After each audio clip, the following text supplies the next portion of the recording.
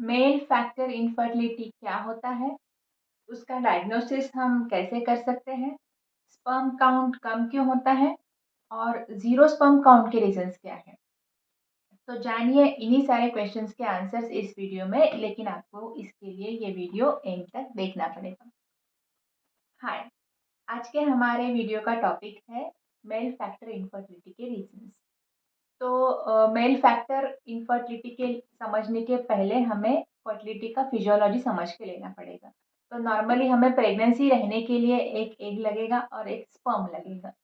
Mails में sperm का production जो है वो टेस्टिस में होते हैं।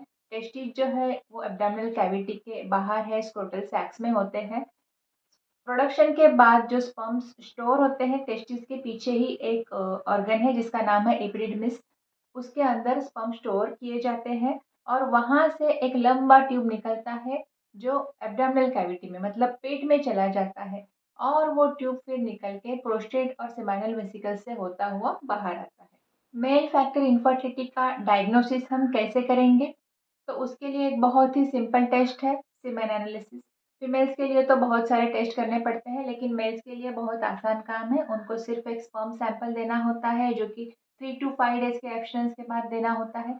और ये सीमेन सैंपल में क्या-क्या देखा जाता है, स्पर्म का काउंट देखा जाता है, यानी कि कितने स्पर्म्स है उस वॉल्यूम में। मोटिलिटी देखा जाता है कि यानी कि कितने परसेंटेज स्पर्म्स फास्ट स्पीड से चलते हैं और कितने परसेंटेज स्लो स्पीड से चलते हैं। और स्पर्म का मॉर्फोलॉजी भी देखा जाता है, यानी कि स्पर्म्स में नॉर्मल स्पर्म का परसेंटेज कितना है। तो अभी देखते हैं कि इसके रीजंस क्या-क्या हो सकते हैं मेल फैक्टर इनफर्टिलिटी के। तो कोई भी चीज़ जब टेस्टिस पे असर करेगी, क्या-क्या हो सकता है वो? कोई बचपन का इन्फेक्शन जैसे कि मम्प्स यानी कि गलसुआ या गलगंड बोला जाता है उसको, या फिर कोई रेडिएशन, कोई कीमोथेरेपी, रेडियोथेरेपी अगर दिया गया है किसी को, कोई भी टॉक्सिक एनवायरमेंटल चीज़, एनवायरनमेंट के रेडिएशन, कुछ भी हो सकता है। जिसका असर टेस्टिस पे होता है, उसकी वजह से या तो स्पर्म का प्रोडक्शन रुक जाएगा या कम हो जाएगा। कभी-कभी किसी-किसी पेशेंट्स में कंजेनाइटल प्रॉब्लम्स रहते हैं, जैसे कि बचपन से उनका टेस्टिस अनडिसेंटेड रहता है, टेस्टिस पेट में रहता है, तो वैसे टेस्टिस में भी स्पर्म का प्रोडक्शन कम रहेगा या नहीं होगा। किसी-किसी पेशेंट्स में क्रोमोसोमल प्रॉब्लम्स रहते हैं, मतलब उनका जो नॉर्मल क्रोमोसोमल कॉम्पोजिशन होता है 46XY जो कि होना चाहिए, वो नहीं होगा, तो भी उनका स्पर्म प्रोडक्शन पे असर हो जाएगा, या उनके वाई क्रोमोसोम पे जो पार्ट टेस्टिस के स्पर्म प्रोडक्शन से रिलेटेड है, उस जीन्स में कोई गड़बड़ हो जाएगा तो भी स्पर्म का प्रोडक्शन कम होगा या नहीं होगा। कभी-कभी कोई ओल्ड इन्फेक्शन जैसे कि ट्यूबरकुलोसिस होगा या गोनोकोकल इन्फेक्शन या ऐसा कोई भी ओल्ड इन्फेक्शन जो जेनिटल ट्रैक्ट को अफेक्ट करता है, उसकी वजह से जो ट्यूब स्पर्म को कैरी करती है उसमें ब्लॉकेज हो जाएगा। इसकी वजह से स्पर्म का प्रोडक्शन टेस्टिस में होगा लेकिन वो बाहर नहीं आ पाएगा, जिसे हम बोलते हैं ऑब्स्ट्रक्टिव एज़ोस्पर्मिया। मतलब उन पेशेंट्स में टेस्टिस तो अच्छे से काम कर रही है लेकिन रास्ता बंद है, इसके लिए स्पर्म्स बाहर नहीं आ पाते हैं।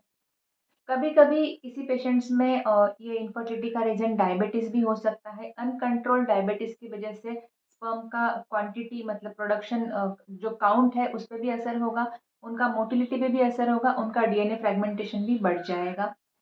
किसी पेशेंट्स में वेरिकोसिल होता है।